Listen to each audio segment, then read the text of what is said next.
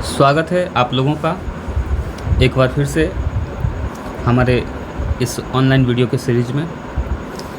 और एक बार फिर हम कोशिश कर रहे हैं, प्रयास कर रहे हैं कि आप लोगों को ऑफ़लाइन के साथ साथ, चूँकि ऑफ़लाइन बैच तो हमारा चल ही रहा है, तो ऑफ़लाइन के साथ साथ ऑनलाइन भी आप लोगों को कुछ सुविधाएं दी जाए। तो ऑनलाइन के सीरीज़ में हमारी ये कोशिश होगी कि जो क्लास आप ऑफ़लाइन कर रहे हैं, पहले से पढ़ाई कर रहे हैं, उसको और आसान बनाने के लिए ऑनलाइन भी कुछ किया जाए। तो इसलिए हम आप लोगों के बीच लेकर उपस्थित हैं एक प्रयास बैच। इसमें हमारी कोशिश ये होगी कि आप लोगों को फ़िलहाल में सबसे पहले केमिस्ट्री का बैच शुरू किया जाए। और जैसा कि आप लोग जानते हैं, केमिस्ट्री जो है क्लास 12 के लिए, उसमें आप लोगों को पढ़ना पड़ता है फिजिकल केमिस्ट्री। इसके अलावा पढ़ना पड़ता है आप लोगों को इनऑर्गेनिक केमिस्ट्री, एंड साथ में पढ़ना पड़ता है आप लोगों को ऑर्गेनिक केमिस्ट्री।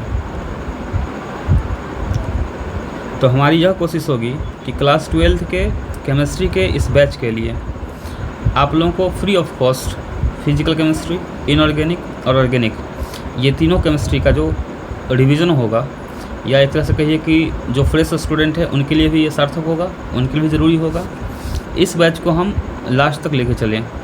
और हमारी दूसरी कोशिश ये होगी कि चूँकि आज अप्रैल का 17 तारीख है और आज एक अच्छा दिन भी है, आज रामनवमी है, तो श्री राम का नाम लेते हुए हम लोग शुरू करेंगे केमिस्ट्री का बैच। और कोशिश ये करेंगे कि अगस्त लास्ट तक, या फिर ऐसे कहिए कि सितंबर के फर्स्ट वीक तक आप लोगों को केमिस्ट्री का पूरा सिलेबस जो है कवर करवा दिया जाए। तो इस प्रयास के साथ हम उपस्थित हुए हैं। तो जी हाँ दोस्तों, मेरा नाम है अश्विनी कुमार पांडे, लोग पांडे सर बोलते हैं, और हम हैं स्टडी पॉइंट नाम के एक कोचिंग का डायरेक्टर। ये कोचिंग बिहार के समस्तीपुर ज़िले में अवस्थित है। और चूँकि एज अभी चल रहा है डिजिटल का, तो हम भी इस डिजिटल एज में अपने आप को आप लोग के सामने ला रहे हैं और केमिस्ट्री 12th के लिए एक फास्ट और सार्थक बैच आप लोगों के लिए, जिसका नाम प्रयास बैच होगा, लेकर उपस्थित हैं। और डेडलाइन बता ही दिए हैं कि अगस्त से लेकर सितंबर के बीच तक आप लोग को हम पूरा केमिस्ट्री जो क्लास 12th का होगा। अब ये केमिस्ट्री किसके लिए उपयोगी है? तो ये केमिस्ट्री उपयोगी है BSEB के लिए भी, और साथ ही साथ CBSE के लिए भी। दूसरी बात, ये जो बैच होगा ये हिंदी मीडियम में होगा, और साथ ही साथ इसमें हर टॉपिक का इंग्लिश भी साथ में हम बोला करेंगे। तो आप इसको बाइलिंगुअल भी कह सकते हैं। तो हम ये बैच बाइलिंगुअल लेकर चल रहे हैं। और जितने भी स्टूडेंट जो हिंदी मीडियम के भी हैं या इंग्लिश मीडियम के भी हैं, उन सब के लिए ये बहुत ही उपयोगी होने वाला है। दूसरी बात कि इस बैच का कोई कॉस्ट नहीं लगेगा, ये फ्री ऑफ कॉस्ट है। बस एक कोशिश है कि जो लोग ऑफ़लाइन हमसे नहीं जुड़ सकते हैं, वो लोग ऑनलाइन आकर ही अपने अध्ययन को जारी रखें, पढ़ाई को जारी रखें। और इसके बदले में आपको क्या देना होगा? तो इसके बदले में हम आपसे आशा करते हैं कि आपका सपोर्ट हमें मिले। और सपोर्ट कैसे मिले? तो इसके लिए आप जानते ही होंगे कि जो हमारा चैनल है इसको आप लोग सब्सक्राइब करें। और अभी जो हम आपको वीडियो प्रोवाइड करवा रहे हैं स्क्रीन शेयर करके, या ऐसे कहिए कि स्क्रीन रिकॉर्ड के माध्यम से जो वीडियो दे रहे हैं, ये वीडियो आप लोगों को हमारे चैनल से लाइव मिले, इस लाइव तक आप लोग लाएँ। और लाइव लाने का जो शर्त होता है वो आपको मालूम ही है कि लाइव के लिए कम से कम एक डिजिटल बोर्ड चाहिए, साथ में जो इसका कैमरा होता है वो चाहिए, तो एक फुल सेटअप चाहिए, या ऐसे कहिए तो एक फुल स्टूडियो चाहिए जहां से आपको हम वीडियो प्रोवाइड करवा सकेंगे।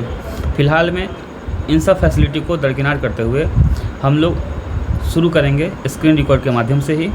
और कोशिश ये भी रहेगी कि हम आपको बहुत जल्द PPT फाइल भी दिया करें, और साथ ही साथ जो क्लास हम कराएंगे उस क्लास का PDF भी आप लोगों को उपलब्ध करा सकें। तो ये हमारी कोशिश रहेगी। हालांकि कोशिश अच्छा है, अब आप लोग का अगर सहयोग रहा तो ये बैच अच्छे से सक्सेसफुली चल पाएगा। ठीक है, तो इसलिए इस बैच का नाम दिया भी गया है कि प्रयास बैच है। तो इस प्रयास बैच में जो प्रयास करना है ये केवल पांडे सर नहीं करेंगे। इस बैच को सार्थक बनाने का प्रयास हमारे जो स्टूडेंट हैं उनके तरफ से भी होना चाहिए। तो ये प्रयास किसका होगा? पांडे सर का तो होगा ही होगा, साथ ही साथ आप तमाम स्टूडेंट्स का भी इसमें प्रयास होना चाहिए। प्रयास में करना क्या है, हम पढ़ाएंगे और आप लोग अच्छे से उसको पढ़ेंगे। दूसरी बात ये है कि जो हम क्लास में पढ़ाएंगे, अगर मान लीजिए कि आप लोग ज़्यादा फास्ट लग रहा हो या क्लास में नोट करने में न बन रहा हो, तो आप लोग दोबारा इस वीडियो को देखेंगे, फिर से रिवीजन करेंगे और उसके बाद आप लोग इसका नोट्स अच्छे से बनाएंगे, ठीक है। और ये जो नोट्स होगा, बहुत सारे जो पब्लिकेशंस के नोट्स आते हैं उस नोट से बेहतर होगा। और यकीन मानिए कि एक स्टूडेंट जो नोट बनाता है उसका नोट किताबों से अच्छा नोट ज़रूर होता है। तो आप लोग हर एक पॉइंट को, जो भी हम बोला करेंगे, उस पॉइंट को भी नोट के तौर पे बनाएंगे। तो हम शुरू करते हैं आज बिना समय गवाए थोड़ा सा इंट्रोडक्शन। और हम आप लोगों को ये बताना चाहेंगे कि केमिस्ट्री में पढ़ना क्या है, केमिस्ट्री को पढ़ना कैसे है और पढ़ने के बाद उसका यूटिलाइज़ कैसे करना है, एग्ज़ाम में उसको कैसे लिखना है, ठीक है। तो अब हम शुरू करते हैं बिना समय गवाए। तो सबसे पहले हम लोग बात करेंगे इसके ऊपर कि क्लास 12th के केमिस्ट्री में हम लोग को पढ़ना क्या है, यानी क्लास 12th के केमिस्ट्री का सिलेबस क्या है और कैसे इसको पढ़ना है उसके बारे में।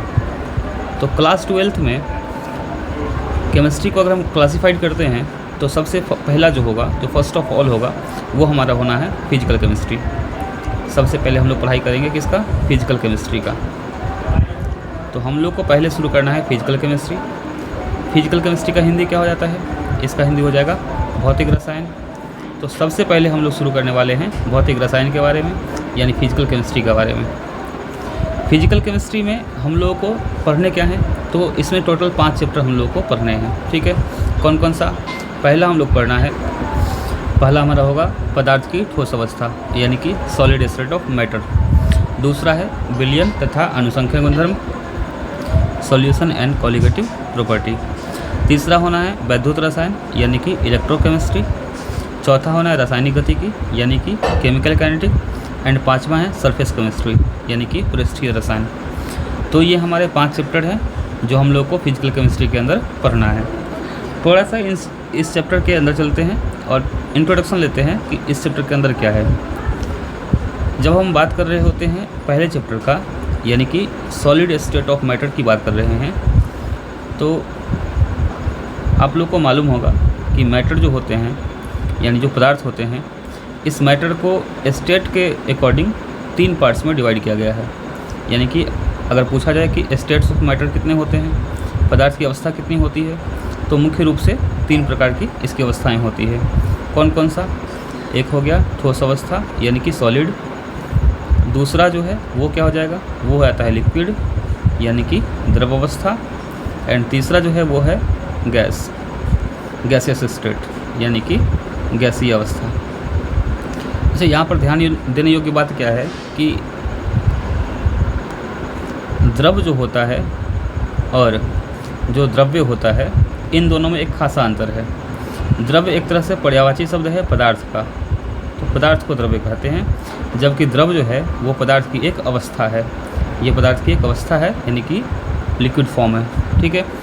तो यहाँ पे हम बात करेंगे द्रव का, और इस पदार्थ को हम, मैटर को हम द्रव्य कह सकते हैं।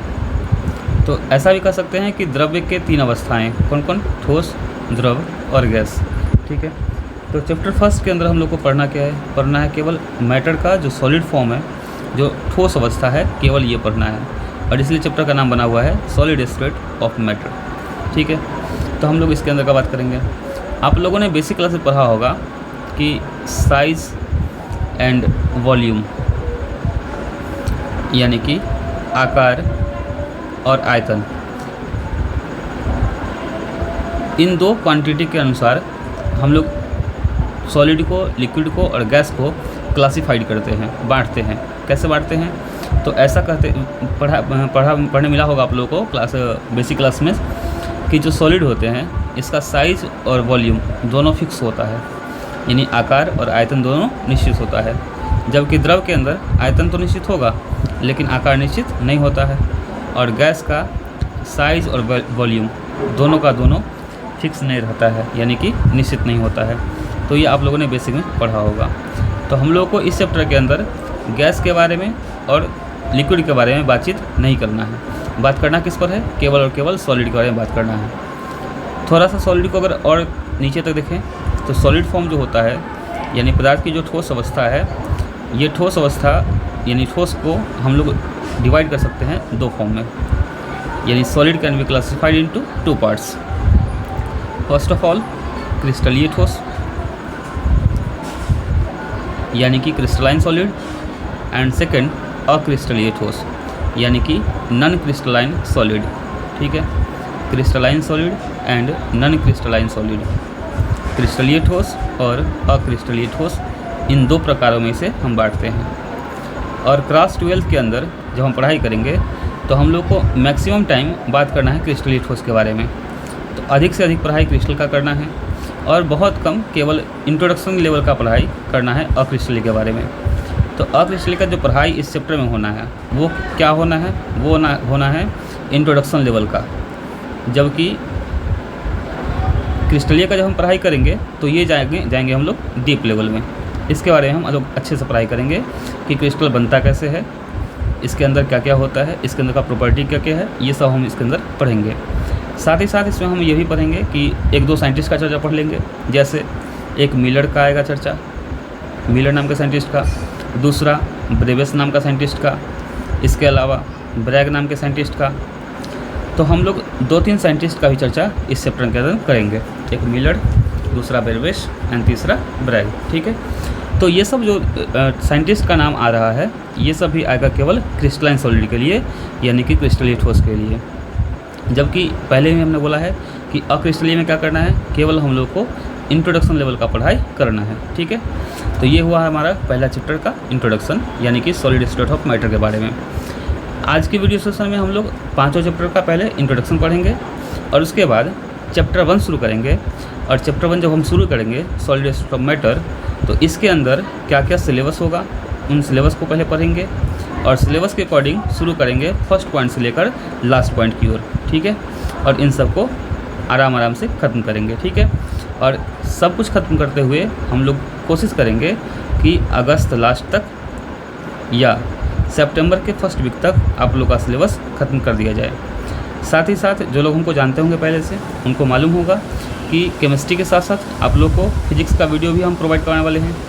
तो केमिस्ट्री प्लस में फिजिक्स का भी आप लोग क्लास फ्री ऑफ कॉस्ट यहाँ पे मिलने वाला है। और बहुत जल्द कोशिश ये करेंगे कि अगर ये हमारा प्लान सक्सेस रहता है तो आप लोग को बाकी विषयों का, जैसे कि मैथ्स का, जैसे कि लैंग्वेज का, जैसे कि बायोलॉजी का भी क्लास इसके ऊपर प्रोवाइड हो जाएगा, पूरा का पूरा मिल जाए। अब हम बात करते हैं चैप्टर नंबर 2 की। चैप्टर नंबर 2 हमारा जो है वो क्या है? विलयन और अनुसंख्या गुणधर्म, सॉल्यूशन एंड कॉलिगेटिव प्रॉपर्टी। तो जब हम बात करते हैं विलयन की, यानी कि सॉल्यूशन की, तो सॉल्यूशन होता क्या है? तो जब भी हम 2 पदार्थों को यानी 2 सब्सटेंस को आपस में मिक्स करते हैं, जब मिलाते हैं, तो उन पदार्थों को मिलाने से, जैसे कि पदार्थ नंबर 1 और पदार्थ नंबर 2 पदार्थों को हम आपस में मिलाते हैं, तो मिलाने के बाद जो मिश्रण प्राप्त होता है उसी को हम लोग विलयन कहते हैं। ठीक है, अब ये जो पदार्थ हम ले रहे हैं, पदार्थ नंबर 1 यानी substance first and substance second, ये दोनों एक ही टाइप का भी हो सकता है और अलग अलग भी हो सकता है। तो जब एक ही प्रकार का होगा, ऑफ सेम टाइप रहेगा, तो एक ही प्रकार के पदार्थों को मिलाने से जो विलयन प्राप्त हो रहा होगा उस विलयन को कहा जाएगा, उस सॉल्यूशन को कहा जाएगा समांगी विलयन। ठीक है, यानी कि होमोजीनियस कहा जाएगा। ठीक है, सॉल्यूशन कहा जाएगा। जबकि अगर दोनों पदार्थ अलग अलग प्रकार के होंगे, अगर अलग अलग प्रकार के होंगे यानी कि ऑफ डिफरेंट टाइप होंगे, तो इनको कहा जाएगा, यानी ऐसे विलयन को कहा जाएगा विसमांगी मिश्रण या विसमांगी विलयन। इंग्लिश में क्या बोलेंगे इसको हम लोग? इसको बोलेंगे हेट्रोजीनियस सॉल्यूशन। ठीक है, तो पहला बात तो ये हो गया। दूसरा बात, जब भी किसी विलयन की रचना होती है, जब भी कोई विलयन बनाया जाता है, सपोज कि फॉर एग्जांपल हम बात कर ले रहे हैं एक ऐसे एग्जांपल का जो हमारा बहुत बेसिक एग्जांपल है और प्रैक्टिकल लाइफ में देखने को मिलता है। जैसे हम पानी ले रहे हैं और पानी में चीनी को मिला दे रहे हैं और शरबत बनाने की कोशिश कर रहे हैं। तो शरबत यहाँ पर क्या हो जाएगा, ये यहाँ पर हो जाएगा विलयन, यानी कि जो मिश्रण है वो विलयन कहलाएगा, सॉल्यूशन कहलाएगा। तो यहाँ पर ये सॉल्यूशन है। अब इस विलयन को बनाने के लिए आवश्यकता किसकी है, पानी की और चीनी की। तो ये जो दो चीज़ हमको चाहिए, इन दोनों में अधिक मात्रा में क्या रहेगा, तो अधिक मात्रा में रहने वाला है पानी। तो जो अधिक मात्रा में रहेगा इसको हम लोग कहेंगे विलायक, यानी कि यहाँ पर पानी क्या हो जाएगा, विलायक हो जाएगा, यानी कि सॉल्वेंट कहलाएगा। और जिसकी मात्रा हम कम लेते हैं उसको हम लोग कहते हैं विलय, यानी कि इसको हम लोग सॉल्यूट कहते हैं। तो एक प्रकार से ये भी हम कह सकते हैं कि जब भी हम सॉल्वेंट के अंदर सॉल्यूट को डालते हैं और आपस में मिक्स करते हैं तब हमारा सॉल्यूशन प्राप्त होता है, सॉल्यूशन बनता है। हिंदी में क्या बोलेंगे इसको, जब भी हम किसी विलायक में विलय को मिलाते हैं तब हमें विलयन प्राप्त होता है। या ऐसे कह लीजिए कि विलयन को प्राप्त करने के लिए जिस अवयव की मात्रा अधिक लेते हैं उसे विलायक कहते हैं, अधिक वाले को, और जिसकी मात्रा कम लेते हैं उसे विलय कहते हैं। तो कम वाले को विलय कहते हैं। और साथ में ये भी समझेंगे कि विलायक और विलय ये दोनों जो है, ये दोनों विलयन का एक अवयव है, विलयन का एक अवयव है। अवयव उसे कहते हैं जिसकी सहायता से उसको प्राप्त किया जाए। तो विलयन बनाने में सहायता किसका लेते हैं, विलायक और विलय का। तो इन दोनों को हम क्या कह सकते हैं कि ये दोनों विलयन का अवयव है, यानी कि this two are the component of solution. ठीक है, ऐसा हम लोग बोल सकते हैं। या ये भी कह सकते हैं कि there are two components of solution, first of all solvent and second solute. Okay, तो ये हमारा इंट्रोडक्शन हो गया चैप्टर नंबर 2 का। अब हम बात करेंगे चैप्टर नंबर 3। चैप्टर नंबर 3 है हमारा वैद्युत रसायन, यानी कि इलेक्ट्रोकेमिस्ट्री।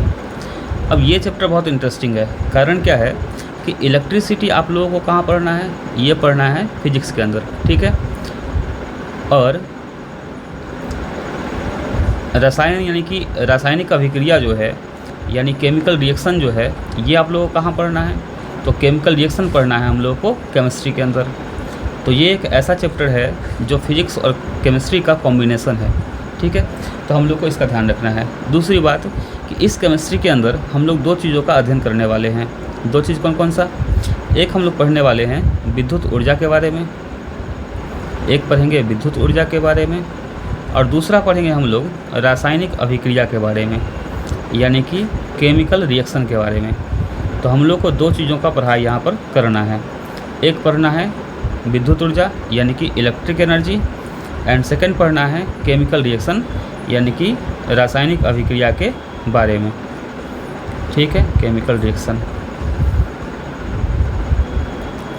देखिए होता क्या है कि कभी कभी जो है कुछ ऐसे रिएक्शन हैं जिस रिएक्शन को पूरा करने के लिए हम लोग को विद्युत ऊर्जा की सहायता लेनी पड़ती है, यानी इलेक्ट्रिकल एनर्जी की सहायता लेनी पड़ती है। तो कोई वैसा अभिक्रिया जिसको पूरा करने में हम लोग इलेक्ट्रिक एनर्जी का हेल्प ले रहे हों, सहायता ले रहे हों, तो ऐसे अभिक्रिया को हम लोग कहेंगे वैद्युत अपघटन। ऐसे को हम लोग कहेंगे वैद्युत अपघटन, यानी इसको हम लोग कहेंगे electrolysis. This process is called electrolysis. कौन सा प्रोसेस, कि किसी केमिकल रिएक्शन को करवाने के लिए जब हम इलेक्ट्रिक एनर्जी की सहायता ले रहे हों, हेल्प ले रहे हों। और इसी के जस्ट अपोजिट यदि किसी रिएक्शन के बाद हम लोग को इलेक्ट्रिक एनर्जी प्रोवाइड हो रहा हो, मिल रहा हो, तो ऐसे अभिक्रिया को कहते हैं वैद्युत रासायनिक अभिक्रिया। वैद्युत रासायनिक अभिक्रिया कहते हैं। इन इंग्लिश क्या बोलेंगे इसको, इन इंग्लिश इसको बोलते हैं इलेक्ट्रोकेमिकल रिएक्शन।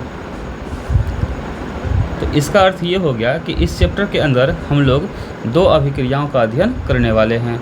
कौन कौन सा अभिक्रिया, तो एक पढ़ने वाले हैं वैद्युत अपघटन यानी इलेक्ट्रोलाइसिस, और दूसरा पढ़ने वाले हैं वैद्युत रासायनिक अभिक्रिया यानी इलेक्ट्रोकेमिकल रिएक्शन। जैसे अगर हम बात करते हैं एक सेल का, एक बैटरी का, तो बैटरी के अंदर क्या होता है, तो इसके अंदर होता है केमिकल रिएक्शन, और इससे मिलता क्या है हम लोग को, तो इससे हम लोग को मिलता है इलेक्ट्रिक एनर्जी। तो बैटरी एक ऐसा मीडियम है जिसमें इलेक्ट्रिक एनर्जी हम लोग को मिलता है with the help of chemical reaction. तो ये क्या कहलाएगा, ये कहलाएगा वैद्युत रासायनिक अभिक्रिया। क्योंकि अभी हम लोग क्या पढ़ा कि किसी रासायनिक अभिक्रिया के बाद अगर ऊर्जा प्राप्त हो रहा हो तो उसे हम वैद्युत रासायनिक अभिक्रिया कहते हैं। इलेक्ट्रोकेमिकल रिएक्शन कहते हैं।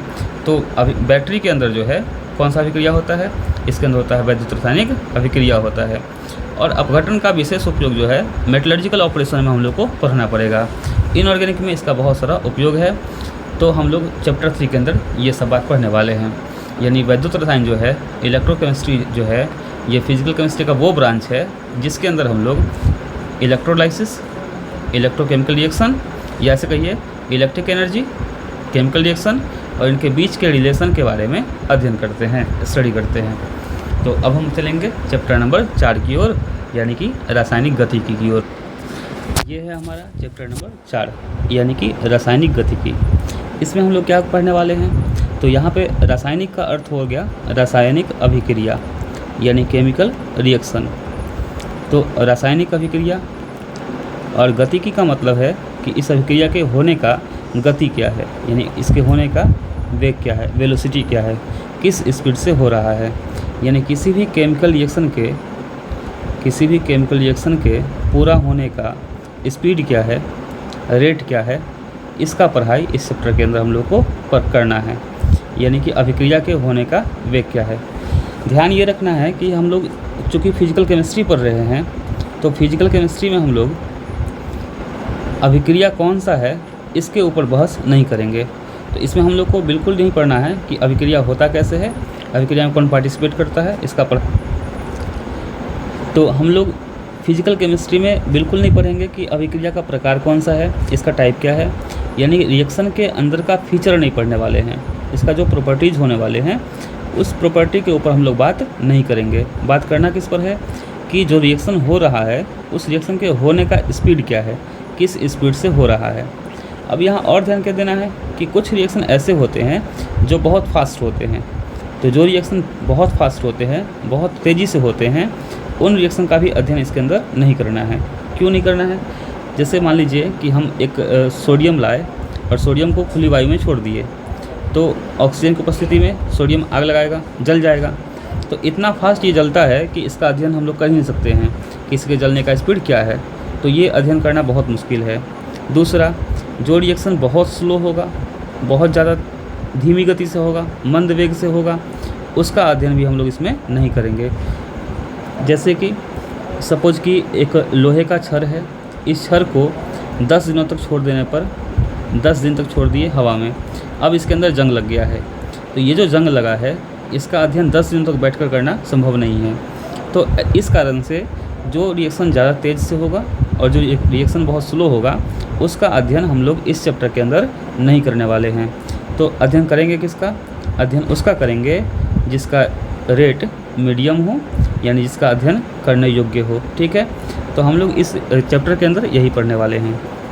तो ये चैप्टर नंबर 4 है, इसके अंदर का भी सिलेबस लिखेंगे और इसके अनुसार पढ़ाई करेंगे। एंड लास्ट अब हम लोग मूव करेंगे चैप्टर नंबर 5 की ओर, जो कि हमारा है फिजिकल केमिस्ट्री, सरफेस केमिस्ट्री। 5वां चैप्टर है सरफेस केमिस्ट्री, यानी कि पृष्ठीय रसायन। अब ये पृष्ठीय रसायन क्या होता है? तो नाम से ही क्लियर है कि केमिस्ट्री का यूज किसी सरफेस वाले काम में कहाँ पे होता है। तो इसके अंदर क्या क्या हम लोग सीखने वाले हैं? इसमें सीखेंगे कि सपोज कि कोई एक सरफेस है, एक सरफेस एक और सरफेस, 2 सरफेस का यहाँ चर्चा कर रहे हैं। तो इन दोनों सरफेसों में एक सरफेस जो है वो मिट्टी का बना हुआ है, ये सरफेस मिट्टी का है प्योर, और दूसरा सरफेस जो है सपोज कि ये प्लास्टर किया हुआ है घर का। ठीक है, अगर मान लीजिए कि पानी का ड्रॉप यानी पानी का जो बूंद है मिट्टी वाले सरफेस पे गिराया जाए तो क्या होगा? ये ड्रॉप सतह के नीचे चला जाएगा, जबकि प्लास्टर वाले पे गिराया जाए तो ये ड्रॉप कहाँ रहेगा? सतह के ऊपर ही आकर चिपक जाएगा। ठीक है, ये सब सतह के अंदर नहीं जाएगा। तो जब द्रव या गैस के अणु किसी ठोस सतह के नीचे चले जाते हैं तो इस घटना को हम लोग कहते हैं अवशोषण। इसको बोलेंगे अवशोषण यानी एब्जॉर्प्शन, कि यहाँ पे अवशोषण हो गया, मिट्टी का जो सतह है ये इस बूंद को अपनी ओर खींच लिया। जबकि सतह पे ही यदि द्रव या गैस के अणु चिपक के रह जाएंगे तो इस घटना को हम लोग कहते हैं अधिशोषण। इस घटना को कहते हैं अधिशोषण यानी कि एड्जॉर्प्शन। जैसे कि सपोज कि अगर हम आप लोगों को वाइट बोर्ड के ऊपर पढ़ा रहे हैं, वाइट बोर्ड पे पढ़ाने के लिए किसका हेल्प ले रहे हैं? मार्कर का।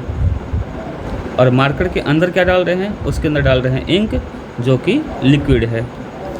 अब आप सोचिए कि जब मार्कर से हम बोर्ड पर कुछ लिख रहे होते हैं, जैसे केमिस्ट्री लिख रहे होते हैं, तो ये केमिस्ट्री लिखा हुआ वर्ड जो है बोर्ड के ऊपर चिपक के रह जाता है, नीचे तो लुढ़क नहीं जाता है। तो चिपकने का कारण क्या रहा होगा? चिपकने का कारण रहा होगा अधिशोषण, यानी हमारा मार्कर का जो इंक है वो सरफेस के अंदर नहीं घुस जाता है, उसके ऊपर ही चिपक कर रह जाता है। फिर इसको जब हम मिटाते हैं तो मिट जाता है। तो इसका अर्थ ये हुआ कि अधिशोषण के कारण ही मार्कर से लिखा हुआ चीज़ बोर्ड के ऊपर टिक पाता है और हम लोग उसका अध्ययन कर पाते हैं। ठीक है, तो अधिशोषण और अवशोषण यानी कि एब्जॉर्प्शन एंड एडजॉर्प्शन, ये दो ऐसी घटनाएं हैं जिसका चर्चा हम लोग करेंगे चैप्टर नंबर 5 के अंदर, यानी सरफेस केमिस्ट्री के अंदर।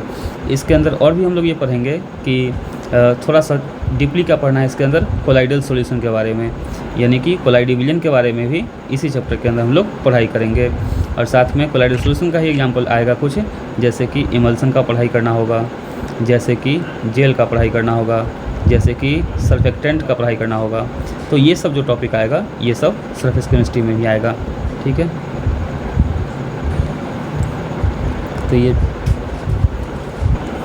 आज के इंट्रोडक्शन क्लास में इतना ही रहेगा।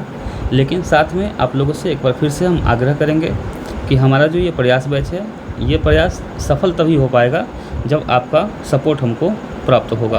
और सपोर्ट करना क्या है, तो इस वीडियो को जितना लाइक कर सकते हैं अधिक से अधिक लाइक करें और साथ में शेयर करें। और जो लोग नए हैं इस वीडियो के लिए चैनल को सब्सक्राइब ज़रूर करें। और आपका जैसा सहयोग रहेगा उसी के अकॉर्डिंग आप लोग को वीडियो प्रोवाइड हो जाएगा। हाँ, ध्यान ये रखना है कि आप लोगों को इस वीडियो के बदले में कोई भी फ़ी नहीं लिया जाएगा। विदाउट फ़ी आप लोगों को पूरा का पूरा कोर्स करवाया जाएगा। ठीक है, आज के लिए बस इतना ही। धन्यवाद। जय हिंद, जय श्री राम।